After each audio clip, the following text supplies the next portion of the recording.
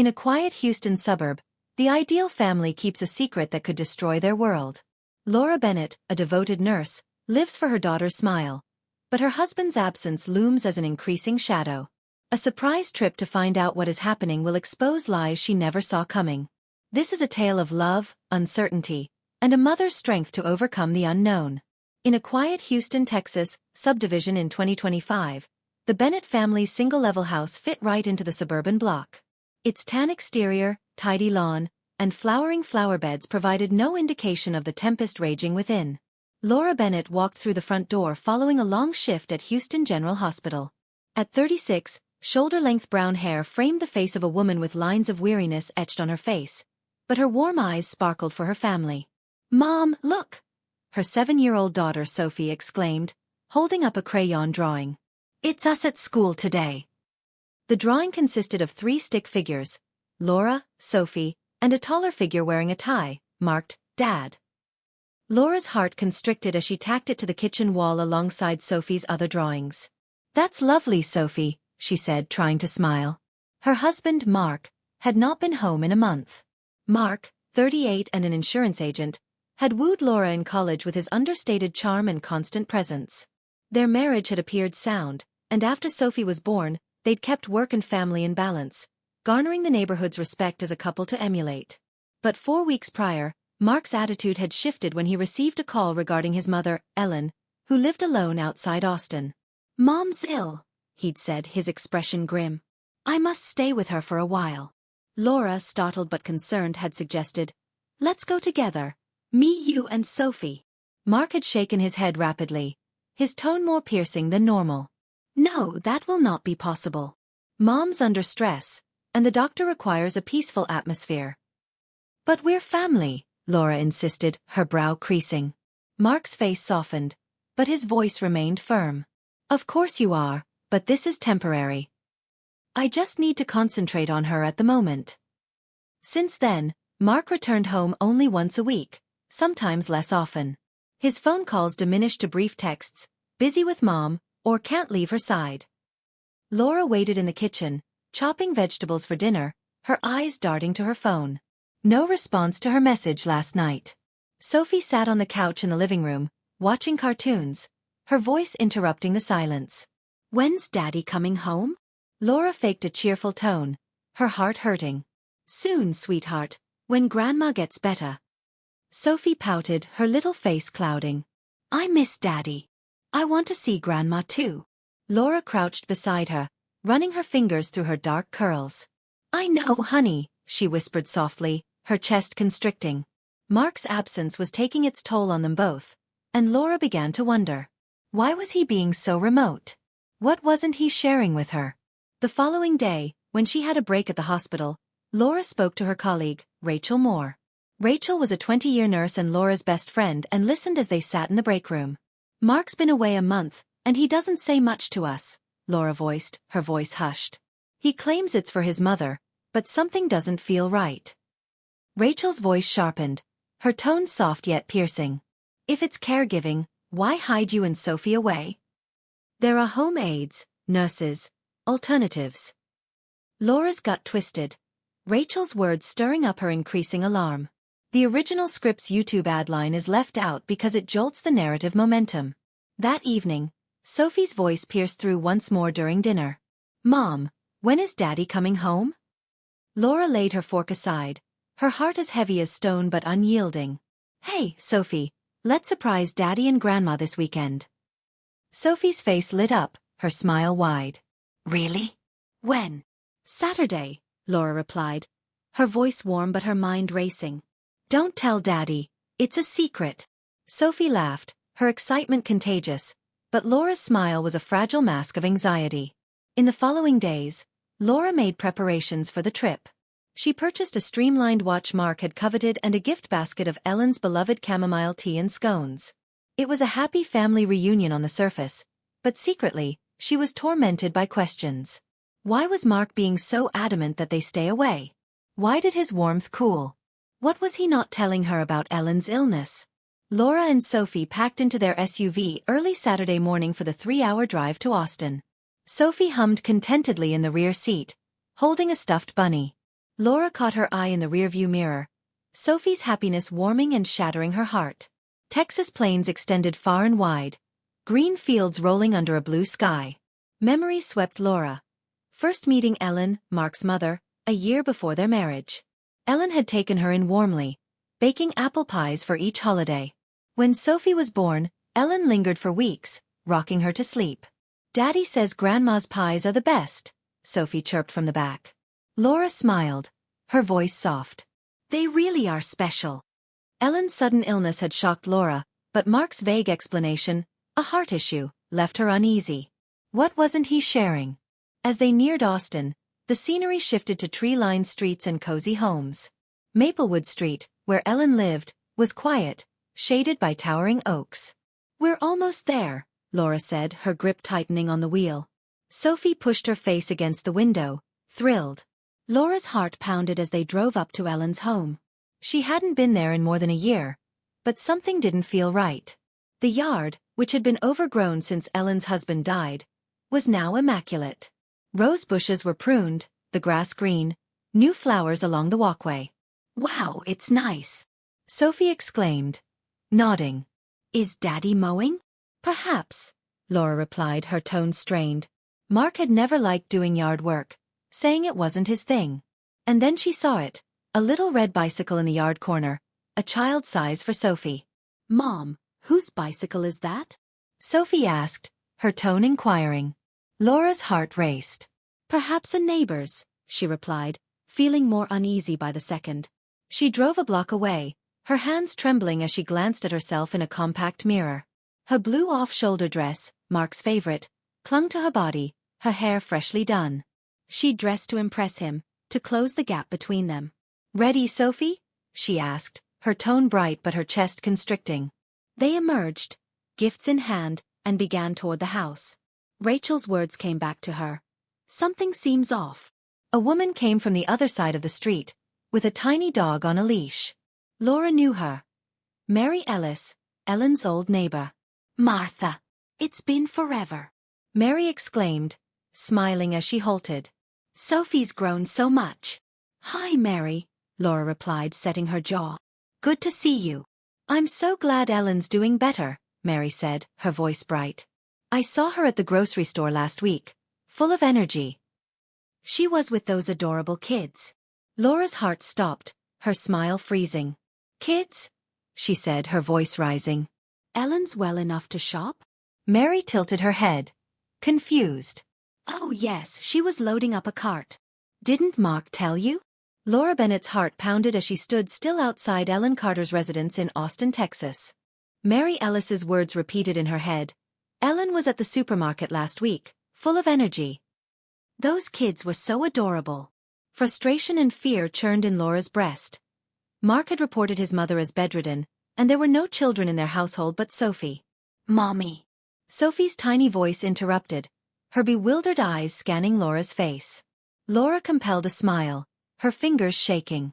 "Thanks, Mary," she told the neighbor, her tone firm though raging inwardly. "Let's get together soon." She grabbed Sophie's hand, walking toward Ellen's home, her brain reeling. Had Mark been deceiving her? Who were these kids? Why was Ellen in perfect health? "Mom, is Grandma all right?" Sophie inquired hopefully. "It appears so," Laura replied, her words airy though her mind somber. She pulled out her phone, sending a quick text to her friend Rachel Moore. "Arrived in Austin. Something's wrong. I'll update you." Rachel's reply came instantly. "Tell me everything. Be careful." Laura took a deep breath, steadying herself. "It's a misunderstanding," she whispered, more to herself than Sophie. Sophie squeezed her hand, her eyes bright with excitement. "We'll see, Daddy." Laura nodded, her smile tight, anxiety knotting her stomach. They strolled along the cobblestone sidewalk to Ellen's white front door, the immaculate garden contributing to Laura's agitation. At the porch, Laura saw that the door was open by a fraction. Voices poured out. Mark's familiar voice, a woman's gentle laugh, and Ellen's effervescent chatter, too bright for someone who was said to be ill. "Daddy's here," Sophie exclaimed, moving forward, but Laura unconsciously clamped her hand on Sophie's shoulder. "Wait," she breathed, her heart racing. Something was off. her warning signal blaring danger. Sophie glanced up, bewildered. "What is it, Mom?" "Let's observe first," Laura replied, measuring her words. Sophie nodded, believing her mother, and leaned forward through the crack in the door. Her little face changed, confusion, then anguish, flashing across her eyes. She pulled on Laura's arm, her voice shaking. "Mom, look." Laura ducked down, her heart racing, and looked through the slit. The scene only fueled her worst suspicions. Light poured into Ellen's warm living room, where Mark had his arm around a blonde woman with pointed features and long hair. She had her head on his shoulder, his hand on her waist. A 5-year-old boy sat on the floor between them, playing with brightly colored blocks and laughing. Ellen stepped out of the kitchen with a tray of lemonade and cookies, her movement light and wholesome. "Mark, Lisa, here's lemonade," Ellen said, her tone warm. "Noah, cookies for you too." "Yay, Grandma!" squealed the boy, Noah, jumping up. Laura's breath caught. Grandma? This child referred to Ellen as Grandma. The woman had to be Lisa. And Noah. "Daddy, play with me," said Noah, patting Mark's knee. "You promised." Mark smiled, a soft look Laura knew well, one he used to give her and Sophie. "Sure, son," said Mark, musing Noah's hair. "But let's help Mom and Grandma first." Son. The term struck Laura like a knife, her knees giving way. Mark referred to this boy as his son. She stood frozen as Mark leaned over and kissed Lisa. A carefree, intimate kiss that testified to a long, easy relationship. "Mom," Sophie breathed, her voice trembling, tears welling in her eyes. Laura automatically covered Sophie's mouth, her lips shaking. "Shoo," she breathed, her heart shattering. If Sophie should scream, this delicate moment would break apart. She needed time to process, to understand. Sophie's eyes glistened with confusion and betrayal. Laura pulled her into a gentle hug, leading her away from the door to a shaded spot behind a bush. "Was that Daddy?" Sophie asked, her voice breaking. "Who are those people? Why did he call that boy his son?" Laura's mind churned, but she knelt to Sophie's level, her voice soft. "I don't know yet, sweetheart, but I'll find out." She pulled out her phone, her hands shaking, and opened the camera. Anger and determination steadied her. She needed proof. "Stay quiet, Sophie," she said, squeezing her daughter's hand. "I'm going to look again." She crept back to the door, aiming her phone through the crack, recording. Inside, the scene continued like a perfect family portrait. Mark stacked blocks with Noah, Lisa smiled warmly, and Ellen sat in an armchair, her face content. "Mark, I'm so happy you have your true family now," Ellen said, her voice ringing out clearly on the recording. "You should have left Laura earlier. She was never suitable for you. Lisa's the one you're worthy of." Laura's heart hurt, Ellen's words slicing deep. Had her mother-in-law's affection been an act all along? "I know, Mom," Mark said, his voice laden. "But divorce isn't easy. I'm speaking with a lawyer, but don't mention it to Laura yet." "Not until it's done." Lisa's voice broke in, anxious. "What if she discovers us?" Mark laughed. "Sure. She won't." Laura's trusting, too trusting. "She believes the lie about your illness." Anger burned in Laura's veins. Trusting, too trusting. He believed her a fool. "And Sophie?" Lisa questioned. "She's your daughter." Mark shrugged, his tone icy. "Laura will have custody." "I have Noah now. He's enough."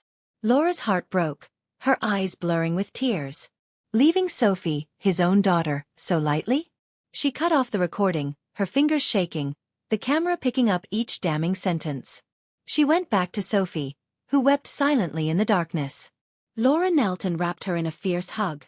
"Let's go," she said, her tone calm in spite of her suffering. "Aren't we visiting Daddy?" Sophie asked, her own voice tiny and bewildered. "Not now, baby," Laura replied, her determination firm. "But we'll be fine. Mom's here." They slipped back to the car, unnoticed, Sophie's quiet sobs filling the silence. Laura's mind cleared, rage replacing shock. She started the engine, her hands steady now. "Sophie, listen," she said, turning to her daughter, holding her small hand. "We're strong. No matter what, I'll protect you. We'll get through this." "But Daddy," Sophie whispered, tears streaming down her face. "Daddy made a bad choice. Laura said softly. But it's not your fault. Never your fault. Sophie nodded, tucking into the back seat, her stuffed bunny grasped in her fist. Laura called Rachel, speaking cool but firmly, from the car as they drove into a motel parking lot. Rachel, it's worse than I thought, she told her, describing the situation. Mark's other wife, Ellen's infidelity, the deceptions regarding her illness. I taped it. Rachel made a sudden intake of breath, her voice etched. That beast. What do we do now? I don't know, Laura replied, her tone sincere but determined. But I'll do what's best for Sophie and me. Come to my place, Rachel urged. Don't face this alone. Thanks, Laura said. But tonight, we'll stay at a motel. I need to think.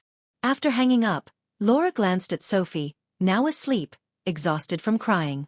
She checked into the motel, carrying Sophie to their room, her small body feeling fragile in her arms. Placing her on the bed, Laura sat in the dark, the full weight of Mark's deceit settling in. Her rage seethed, but so did determination. She and Sophie would get through this. Laura Bennett stood in the motel bathroom, staring into the dim mirror. Her eyes were puffy from crying, but a burning determination flickered within. You are strong, she whispered to her reflection. You and Sophie will get through this. She extracted her phone and scrolled through her contacts to find Rachel Cohen, an attorney she'd gotten to know 2 years previously through a co-worker's case at Houston General Hospital. She took a breath and dialed. Cohen Law Office, a soothing voice replied.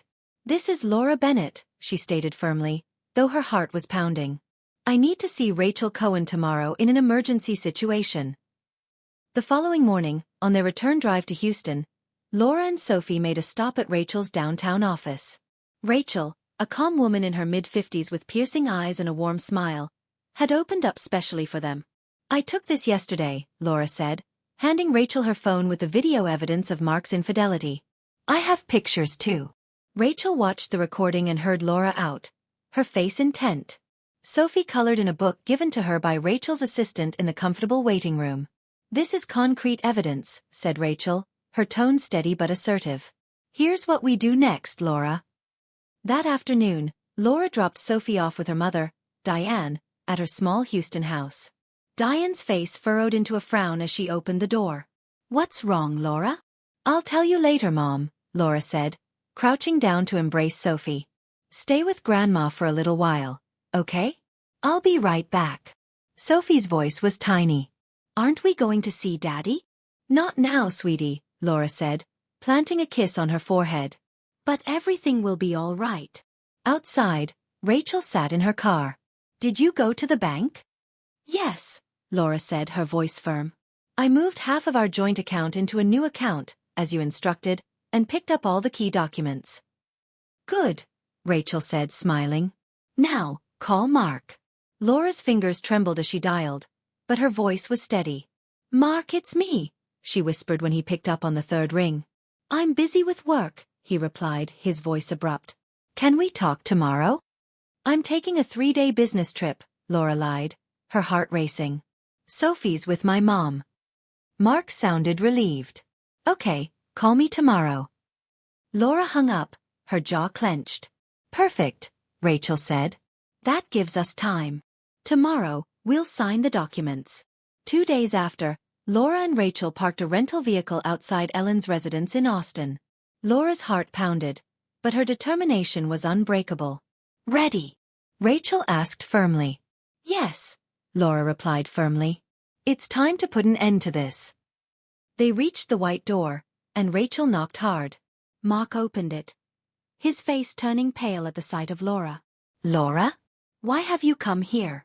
His eyes flicked anxiously. I warned you not to come.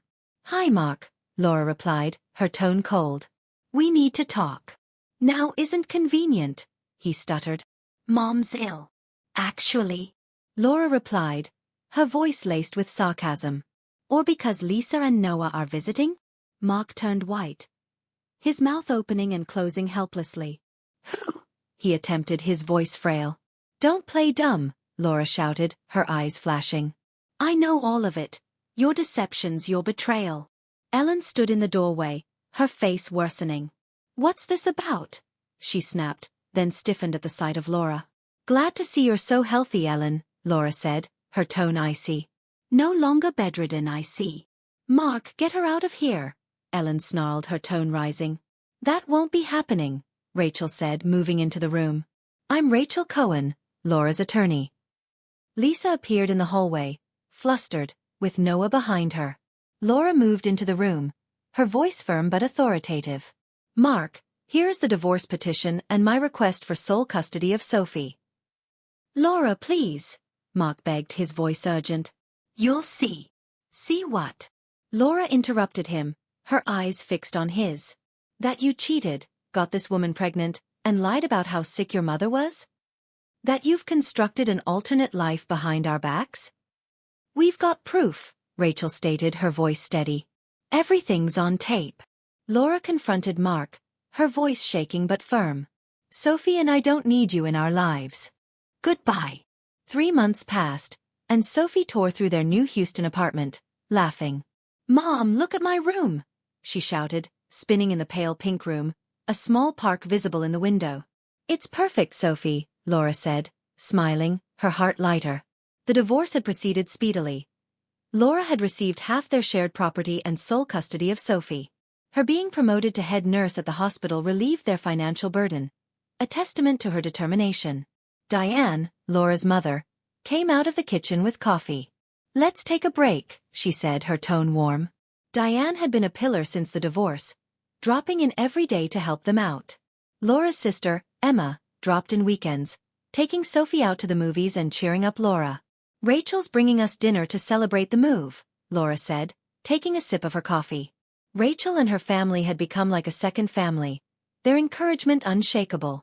A year later, Sophie's 8th birthday brought joy to their apartment. Diane, Emma, Rachel, her family, and Sophie's school friends packed the room, laughter and music merging into a warm ambience. Happy birthday, Sophie! Everyone shouted as she blew out her candles in one breath, her smile shining. Laura observed, pride swelling in her chest. Outside, a car sat idling in the parking lot. Mark emerged, tired, gazing at the lighted apartment. His double life had fallen apart. Lisa had departed after finding another affair, taking Noah along. Ellen, actually sick, lay hospitalized, her medical expenses piling on Mark's financial debacle. He'd attempted to get back with Laura, imploring her for forgiveness, but she'd cut him off. Today, he'd visited to catch a glimpse of Sophie, fueled by guilt and loss. Through the window, Laura and Sophie's contented silhouettes glowed, enveloped in love. Sophie flourished at her new school, her radiant smile restored, her friends a new familiar presence. Laura, assured in her position as head nurse, stood proudly, her own strength unbreakable. Mark hung around, the pressure of his decision weighing on him, then left, driving away from the sound of Sophie's laughter, his car disappearing into the darkness. Sophie sprinted over to Laura, embracing her strongly. Mom, this is the best birthday ever. Laura knelt down, her gaze gentle. Sophie, never forget this, she told her softly. Family isn't blood. It's the people who care and stand by you. She glanced around at Diane, Emma, Rachel, and Sophie's friends, their real family. Thanks for tuning in to Revenza Tales for this intense tale of betrayal and resilience. Subscribe, like, share with your team, and comment your thoughts to bring the stories back. Trust your instincts, look truth in the face, and raise a family with the ones who really care.